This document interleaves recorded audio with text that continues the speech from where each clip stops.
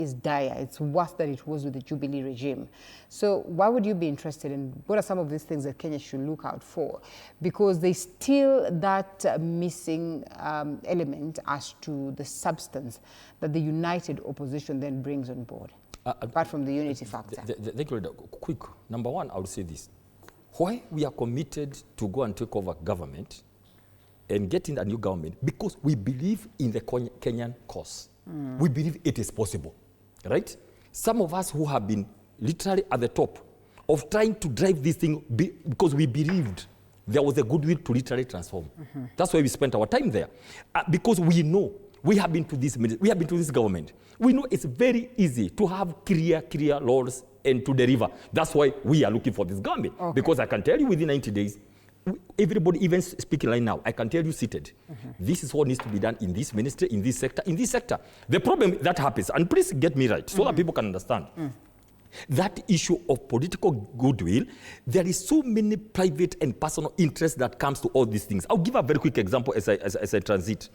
Look, there is a policy that you cannot build a hotel along the pathway of the wildebeest migration. Yeah. A letter comes from the head of public service and chief of staff. That is the president. By the way, you'll never see a president writing letters. When the head of public service, chief of staff writes, that is the president. Literally directing to exemption because of that hotel. Okay. So what is that? Private interest. We don't know who is the owner, but your guess is as good as mine. Somebody very powerful. This is what we are saying. Can we have a country being run without personal interest? Linda, if I want wealth, and I'm already a top leader in this country, already I'm the father of the nation. If you are the father of the nation, please, don't go compete with your children. You know, a father in the house, milk and chapati, you know, in the fridge at night. You're already the father. So let me tell you this. You ask a question. And my brother said the elections will be issue-based. Let me be very fast because I've been the custodian of issue-based. Right. There were 5 agendas, right? Agriculture, housing, you know, the issue of SHA fund, right? Digital superhighway. In a nutshell, into 4th year, going to the 5th year, where are we? Guaranteed the minimum returns. You no longer hear the story. You no longer hear the story of Boda Boda and Mama Boga. The issue of health, I can tell you seated here today. SHA is a scam, the biggest scam in Eastern Central Africa. Today, I can tell you that because 104 billion was supposed to stem corruption that supposedly was in HIF. But money has been siphoned, meaning the whole thing was a cartel, just again, private interest, state capture. Get some good program for government, then get in there, begin swimming there with money and the private businesses.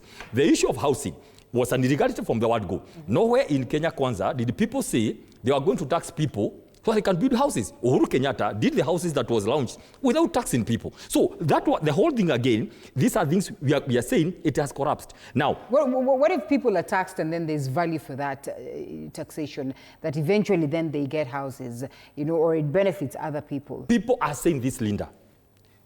Everybody knows where to sleep. You cannot come, for example, I'm a banker. Because I walked into one day when I was working in government. I was so embarrassed. My bank manager stopped whatever I had gone to say. She began lecturing me, telling me, look here, Peter, I have a mortgage with my bank. I know where to stay. I have a house I'm paying. Then how do you tax me by force? By force to go and pay for someone else to have a house. Is it fair? In a nutshell. But let me tell you, remember the digital superhighway? I'm just going through the 5. I don't want to go far. As you sum it up on that. There were supposed to be 1,450 ICT hubs in every ward. Where are they? We are going to the 4th year, right? SHA fund collapsed, and you know why? It just died. And thank God, God is a God of miracles. The minister who is a minister to ask people to pay is on record saying don't pay. So God knows how to bring this back, and he had told them don't pay the SHA fund. It's done. Now, but the SHA fund is active. Oh, my dear.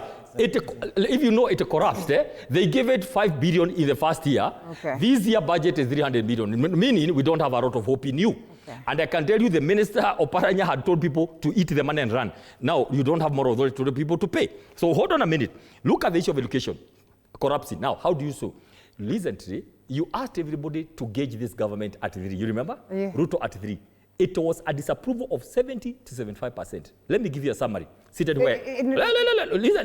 Listen, hold on a minute. You see, it's important that you acknowledge that we are No, I'm just saying, next year will be another story of 80% to 85% disapproval going to 2027. Finally, please, I want to apologize on behalf of Singapore and Korea. We have misused that name here. We have dragged that name into some petty politics around here with no intention of doing what they did.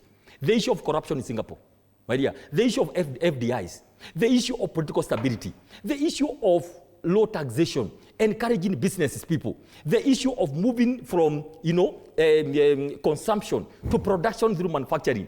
All those things we are not doing. Yet we are every day talking about Singapore and fast forward. Do you know why?